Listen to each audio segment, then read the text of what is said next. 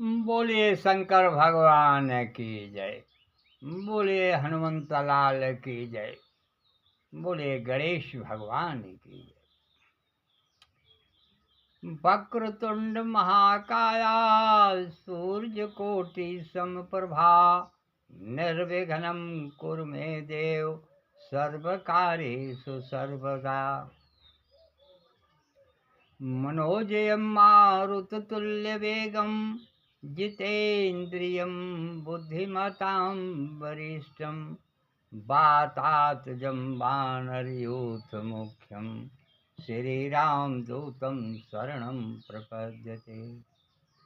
नीलाम्भुजश्यामलकोमलाङ्गं सीतासमारोपितवामभागम् पाणौ महासायकं चारुचापं नमामि रामं रघुवंशनाथं। या देवी सर्वभूतेषु बुद्धिरूपेण संस्थिता नमस्तस्यै नमस्तस्यै नमस्तस्यै नमस्तस्यै नमो नमः। या देवी सर्वभूतेषु लक्ष्मीरूपेण संस्थिता नमस्तस्यै नमस्तस्यै नमस्तस्यै नमो नमः। अब हम सब विचार करेंगे कल जो कहा हमने परसों की वीडियो में जो डाला कि देखिए भगवान भोलेनाथ ने अपनी चोरी को माता पार्वती से प्रकट कर दिया। क्यों? आर्थिक, शारीरिक, मानसिक, ये लोग चोरी किया किए। आर्थिक, कृष्णावतार में भगवान ने आर्थिक चोरी, अर्थ कहीं दूध चुराए, कहीं घी चुराए, कहीं मक्खन चुराए, कहीं चीर हरण किए हैं। अर्थ, आर्थिक, मानसिक और शारीरिक। और भगवान हमारे प्रभु श्री रामचंद्र जी मानसिक चोरी, क्या चोरी किए? मानसिक चोरी किए। वह जाकर के जब से प्रकट हुए तब से लंका दहन कर किया, रावण का वध किया, कुंभकर्ण का वध किया।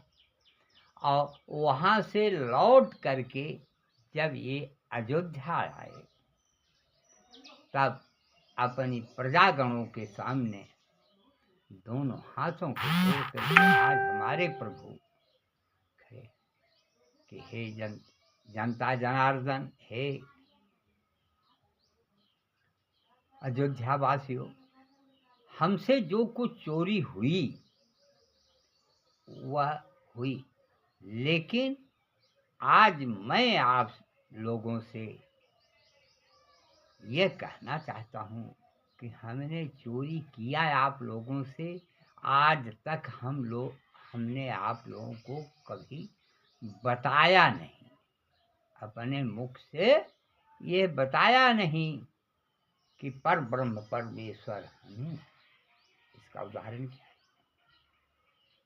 भगवान राम ने उत्तरकांड में यह कहा, शिवद्रोही, शिवद्रोही, भगवान शंकर का जो द्रोह करने वाला हो, शिवद्रोही मम दास कहावे। शिव का द्रोही हो और अगर मेरा भक्त वो कहला रहा है तो वह मुझे पसंद नहीं है। अर्थात मैं जो हूँ पर ब्रह्म हूँ, लेकिन शिव का भक्त। शिवद्रोही मम दास कहावे। शिव का द्रोही हो करके अगर वो चाहता हो कि हम प्रभु श्री राम का भक्त बन जाऊं तो यह नहीं हो सकता। शिव हमारे पर ब्रह्म परमेश्वर हैं, हमारे माता पिता हैं। उनका द्रोह करके अगर कोई चाहे कि हम भक्त बन लें तो यह असंभव। तो यहाँ हमने मानसिक अपने मन में ही यह रखा था। हाँ, नारद को भरमाया कि हे नारद, तुम इस मार्ग पर मत जाओ, तुम एक महान संत हो। और इसके बाद भरमाया हमने देव ऋषियों को भी। नारद ऐसे देव ऋषि भरम है। हाँ, जा करके हमने अहिल्या का तरण तार किया। ऐसे जा करके सीता माता को अयोध्या लाया। यही सीता जो हैं ये लक्ष्मी है, दूसरा कोई कुछ नहीं। यही सीता जो आज बनी हुई हैं, यही क्षीर सागर में विष्णु अवतार में यही माता लक्ष्मी के नाम से कही जाती है, जो कि आज आप लोगों के सामने खड़ी। हाथ जोड़े, हे प्रभु, धन्य हो आप, जो आपने अपने मानसिक चोरी को सबके सामने प्रकट कर दिया। अब यही बात केवट वहाँ कह रहा था नदी के किनारे कि मैं आपका मर्म जानता हूँ। मैं अयोध्या में प्रकट हुआ, श्रृंगी ऋषि यज्ञ कराए, वो भी नहीं बता पाए कि ये परब्रह्म परमेश्वर। वशिष्ठ मुनि ने सब योग विद्या साधी हर चीज किया, उनको भी पता नहीं चला कि यही परब्रह्म परमेश्वर। और हमारे माता और पिता जिन्होंने जन्म दिया, उनको भी यह नहीं पता चल सका कि यही परब्रह्म परमेश्वर है। अच्छा, और लेकिन पिछले जन्म में मनु और शत्रुपा के रूप में यही कौशल्या और राजा दशरथ जाकर के इन्होंने तपस्या किया था, और तपस्या के बल पर मैंने वर मांगा था इन लोगों ने। मैं आ करके हमारे ही जैसा मांगा था, मैं इनको साक्षात दर्शन दिया था कि ये मांगे थे कि मुझे पुत्र की प्राप्ति हो। पुत्र की प्राप्ति एक नहीं चार हुए, मैं अपने अंशों के सहित आया। उसी में हमारे पिता को भ्रम हो गया कि पता नहीं भगवान कौन है, चारों में कौन है, भरत हैं कि शत्रुघ्न हैं कि लक्ष्मण हैं कि प्रभु राम है। लेकिन ममता और प्रेम उनका जो था हमारे प्रति अधिक।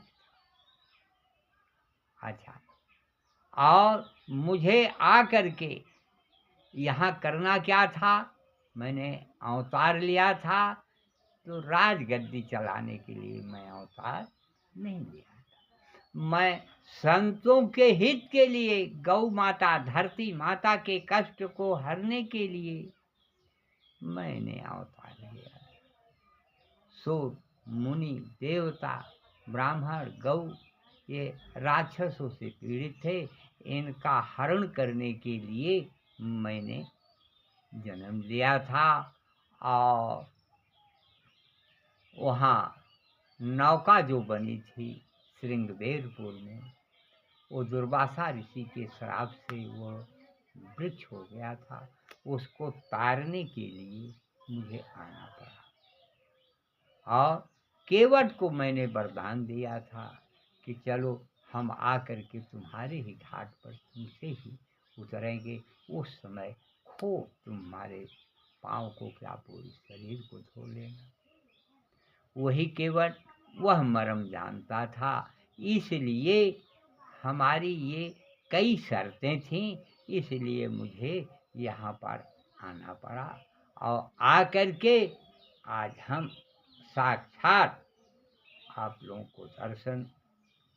लोगों का दर्शन पाए और आप लोग हमसे ही मिले, हमको बहुत परम खुशी हुई। आप अयोध्या के वासी धन्य हैं और धन्य रहेंगे, तथा यहाँ की धरती और यहाँ के लोग जब तक रहेंगे तब तक धर्म भावना पर रहेंगे, तो कभी उनका कुछ होने वाला नहीं है। बोलो सियावर रामचंद्र की जय, बोले हनुमंत लाल की जय। कर्पूर गौरम करुणावतारम संसार सारम भुजगेन्द्रहारम हृदयारविंदे सदा वसंतम भवम भवानी सहितम नमामि। बोलो सियावर रामचंद्र की।